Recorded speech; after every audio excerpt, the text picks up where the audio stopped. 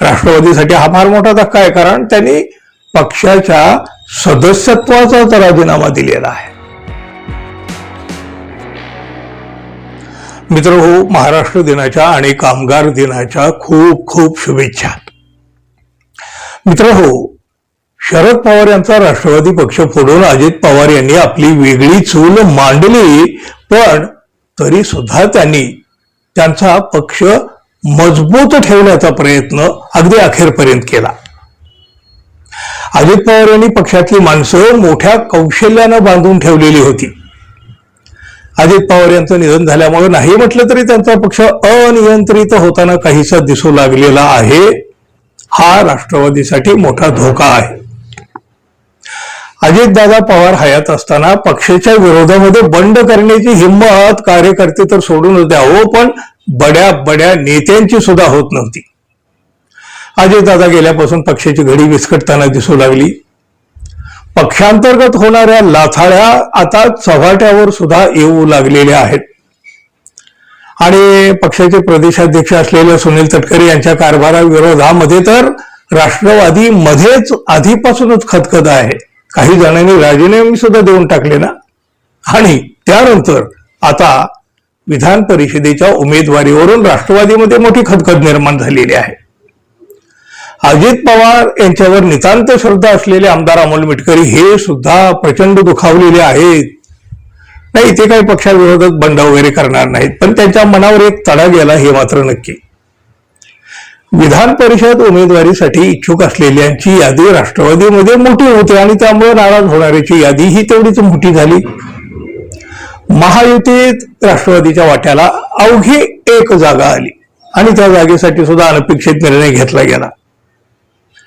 भारतीय जनता पक्ष आणि शिंदे गटाचा सुद्धा विरोध असताना राष्ट्रवादीने जिशान सिद्दीकी यांना उमेदवारी दिली आणि त्यामुळे राष्ट्रवादीमध्ये नाराजीची ठिणगी पडली. सिद्दीकी यांच्या उमेदवारीमुळे राष्ट्रवादीतल्याच अनेकांना धक्का बसलेला आहे की हे कसं काय कळेना कुणाला. अमोल मिटकरी यांना तर नाहीच हो, पण राष्ट्रवादीचे महत्वाचे नेते मानल्या जाणाऱ्या आनंद परांजपे यांना सुद्धा विधान परिषदेसाठी डावलण्यात आल्यामुळे तेही नाराज झाले.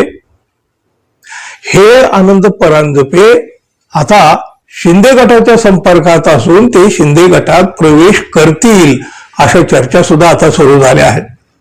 बाकीचे हे अनेक नेते नाराज झालेले आहेत, पण अजून तरी कोणी उघडपणे तरी काही वक्तव्य केलेलं नाही. पण विधान परिषद उमेदवारी जाहीर होताच बुलढाणा जिल्ह्यात मात्र मोठा स्फोट झाला. एकाच जिल्ह्यात तब्बल 90 जणांनी राष्ट्रवादीचा सामूहिक राजीनामा दिला. राष्ट्रवादीसाठी हा फार मोठा धक्का आहे, कारण त्यांनी पक्षाच्या सदस्यत्वाचाच राजीनामा दिलेला आहे. राष्ट्रवादी काँग्रेसचे जिल्हाध्यक्ष ॲडव्होकेट नाझर काझी यांनी विधान परिषद उमेदवारी दिली नाही म्हणून या पदाधिकाऱ्याने हे राजीनामे दिलेले आहेत. या काझी यांच्याकडे सध्या राष्ट्रवादी काँग्रेसच्या अल्पसंख्याक विभागाचे प्रदेशाध्यक्ष पदाची जबाबदारी आहेत आणि ते आता विधान परिषदेवर जाण्यासाठी इच्छुक होते. पक्षानं मात्र त्यांना ही संधी नाकारली आणि नाराजीचा भडका उडाला. या नाराज पदाधिकाऱ्यांनी पालकमंत्र्यांसमोर जोरदार घोषणाबाजी करून आपल्या नाराजीची तीव्रता सुद्धा दाखवून दिली आहे. अजितदादा यांच्या निधनानंतर राष्ट्रवादीवर सामूहिक राजीनाम्याचा हा पहिला बॉम्ब पडलेला आहे. त्यामुळं राष्ट्रवादीला मोठा हादरा बसलेला आहे. सुनेत्रा पवार या उपमुख्यमंत्री झालेले आहेत, त्यामुळे पक्षाकडे त्यांचं आपोआप दुर्लक्ष होत आहे, स्वाभाविक आहे ते. आणि सुनील तटकरे यांच्या बाबत तर काय हो, पक्षातच मोठी नाराजी आहे अंतर्गत. त्यामुळं अजितदादांच्या पश्चात राष्ट्रवादीचे नाव हेलकावे खाताना दिसू लागलेले आहे आणि त्यामुळं राष्ट्रवादीच्या भवितव्याबाबत सुद्धा आता चर्चा सुरू झालेली आहे. भरकटू लागलेले हे जहाज येत्या काही काळात किनाऱ्याला लागते की एखाद्या खडकावर आदळते हे मात्र पाहावं लागेल.